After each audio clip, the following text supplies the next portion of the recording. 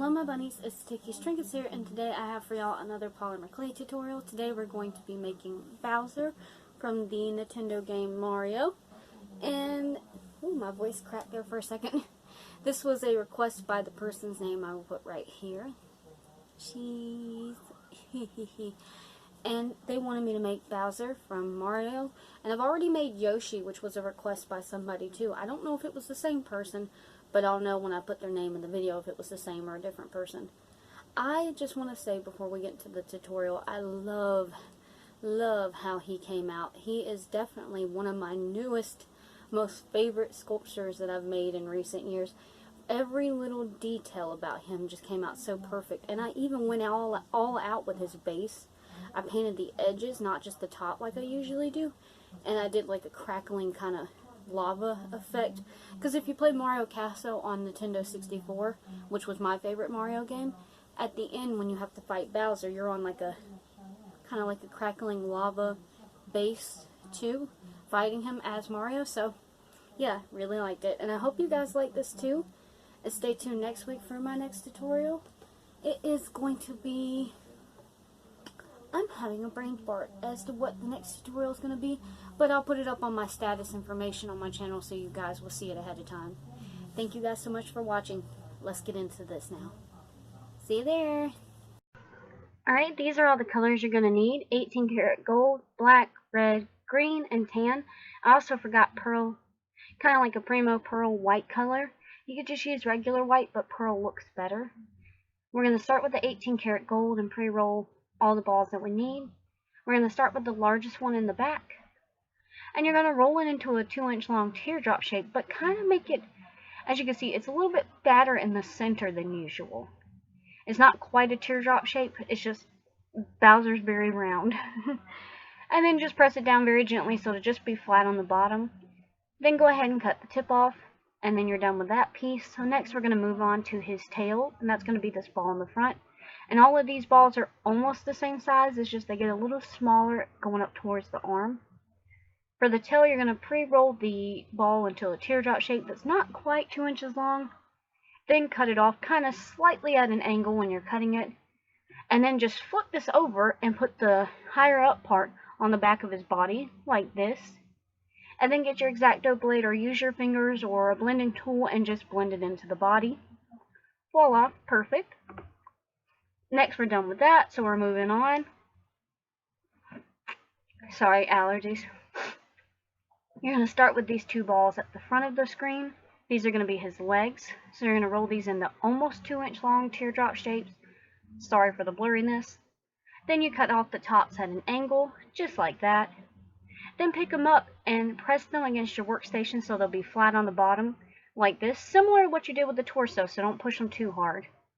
Then getting your X-Acto blade or dotting tool or something pointy, kind of indent around the foot, around the bottom of the leg to make it look like a foot. Don't go all the way around. As you can see, I stopped on the sides here. Then use that same tool to indent and bend where the knee would be. Bowser's got a lot of curves and a lot of wrinkles, but there's nothing wrong with that. We like him just the way he is. Next, we're going on to his arms. Again, do the same thing you did with the legs. Roll them into teardrop shapes. They're about the same size, but you're going to press them down gently at the top like this to make them into hand-like shapes.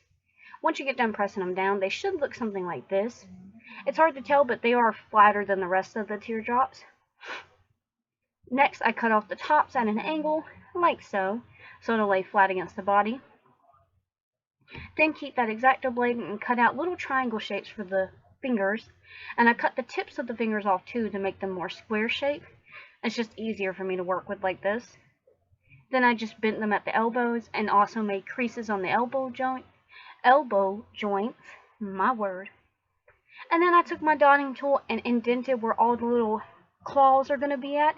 Trust me, you need these little holes. It makes the little claws stay so much better. Next, we're moving on to the black, which is just going to be for his jewelry, is what I like to call it. So just get an inch long, a little bit longer than an inch in diameter black ball. Roll it out as flat as possible, but not too thin to where it falls apart. Then just cut it into a square shape and then cut those square shapes into strips. Then you're just going to take one strip for the neck and wrap it around and cut off the excess. 2 for the arms, and 2 for the wrists, as you can see how I've done it here, and just cut off the excess bits you don't need. I removed the arms for now so it's easier to work with. Next we're going to move on to the green. That's all the black we needed to. And for the green, I'm going to do what I've been doing, and I'm going to pre-roll the balls that I need. One is going to be the head, and one is going to be the shell. We're going to start with the slightly larger one, and this is going to be his shell. Roll this into a very, very chubby teardrop shape. It's about 1 inch in length. Then use the palm of your hand and press it down gently so it'll be round on the top and flat on the bottom. Nice and blurry again for y'all. It'll look something like this when you're done. Then go ahead and just stick it on the back of his back. Perfect. And then you can kind of go around the sides and kind of blend it into the body a little bit. Not too much though, just kind of make it flat on the body. Then I got my dotting tool and indented 1, 2, 3, 4, 5, 6, 7 dots on the back of his shell. Then taking your X-Acto blade, indent lines to make it more like a tortoise shell kind of pattern. He does have lines on his shell. Use a picture for reference. And this is a side view so you can see the lines a little better. Next, I used the toothpicks to stick in for stability. It's not quite a whole toothpick because my sculptures aren't that big, so I cut a little bit off. Next, I took the last little ball, well, the last ball of green. It wasn't that little. It was 1 inch in diameter. And rolled it into a little teardrop egg shape. And it looks like that on the front, and the other picture was the side view. Then on the side of the head, I'm going to indent with my little dotting tool for the horns on the head. Then we're done with the green. Now we're going on to tan. With the tan, I'm going to roll out different balls in different segments. This might have been all of the balls. I don't think it's quite everything you need. I don't think so. But anyways, we're going to start with this ball up here. And this is going to be his stomach plating. And you're going to roll this into a teardrop shape just like we've done before. It's 1.5 inches long. And then just roll it out, put it on the body, and roll it until it's nice and flat very gently. Voila. Then get some kind of long blade or something and indent lines on his stomach. Ta-da. Very easy. Now we're moving on to his mouthpiece. So we're going to use this ball that was right down here on the bottom part. And for this part, just kind of, this is hard to explain, but just kind of like pinch it until you get this shape right here. It's kind of like a rainbow with 2 bumps on it. It's really hard to explain, but just kind of play with it with your fingers to get it the shape that you need it to be. Then I stuck it on the face. Then I took my dotting tool and kind of like indented where I need the mouth to be. But his mouth is a little more pointed at the edges, so I took this little dotted tool and kind of indented 2 triangular shapes for the edges of his mouth. Then going back to that dotting tool that I had before, the little circle, I just smoothed it in his mouth to make his mouth nice and smooth because we got to paint that later. Next, we're going to go on to this part. We're going to use these 2 small balls at the top. Just boop those right onto his face. Perfect. Then you can go ahead and blend those into his face if you want to do it here. I think I did it a little bit later though. Next, this last ball, you're just going to pick it up with your 2 index fingers and thumb and pinch it into a little triangle shape. Then you can stick it on, and again, you can go ahead and blend that in too. Next, we're going to do the spikes for his tortoise shell.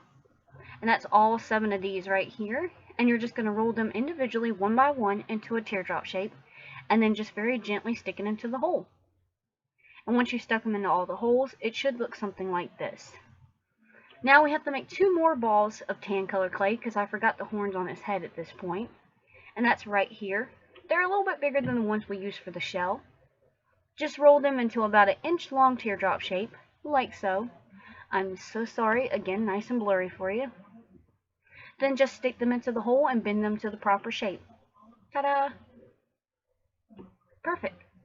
And I went on ahead and stuck his eyes in too. Next, we're going to paint on his mouth. Well, paint in his mouth? I don't know what to call it. Just go ahead and paint that in and let that dry. And then once that's completely dry, we can move on to the red color clay. Or if it's not entirely dry, we can go ahead and move on. Just be very, very careful. I'd rather wait. Then I rolled out 3 balls in descending size, 2 tiny balls in a very long snake shape. The 2 tiny balls I rolled into teardrop shapes and then just cut these triangles out the back side of each one, and that's his little pointy eyebrows. Then just stick them on the head, and they're very small, so just be patient. This took me a minute too. Next, I went on to these 3 right here in descending order. These are going to be his hairs, so start with the largest one and roll it into teardrop shapes. And the largest one put on the head first, then the medium size, then the smallest. And just kind of smush them into the head when you're doing it. As you can see where it's smushed. Yeah, just don't be afraid to push it in there, but not too hard. Don't crush his head.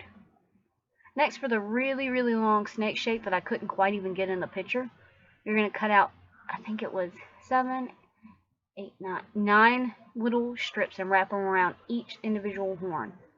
Next, I'm going on to the Pearl Primo color, and again, I forgot to include this, but this is what I used for his claw color. Again, I just got out itsy bitsy little balls for every single finger and toe, and rolled them into teardrop shapes and just stuck them in, similar to the horns. This part takes a lot of time, but just be patient, it's so worth it. Next, I took the same Pearl X Primo color and did another long snake, and I just wrapped this around the shell and cut off the excess where the tail meets, because I kind of can't go through the tail and the shell, there's not enough room. But there's no problem in that. Next, I rolled out 4 little balls for his teeth, rolled them into pointed teardrop shapes and cut off the round parts and just stick them in the mouth. He actually has more teeth than this, but this is all I had the room for, so we make do. Next, I use glue to glue on the arms more securely and the teeth more securely. If you do it with the teeth, be very careful. Then I got rubbing alcohol and I cleaned up all the tan color because it really holds dirt and hair very bad. Then, this is what he looked like when I got done. It took 3 cotton swabs. Next, you're going to go ahead and take the little beaded eyes out because we're getting ready to bake. And when you bake it for 350 degrees for 12 minutes in a gas oven, but in an electric, do it for 9 minutes. Same heat.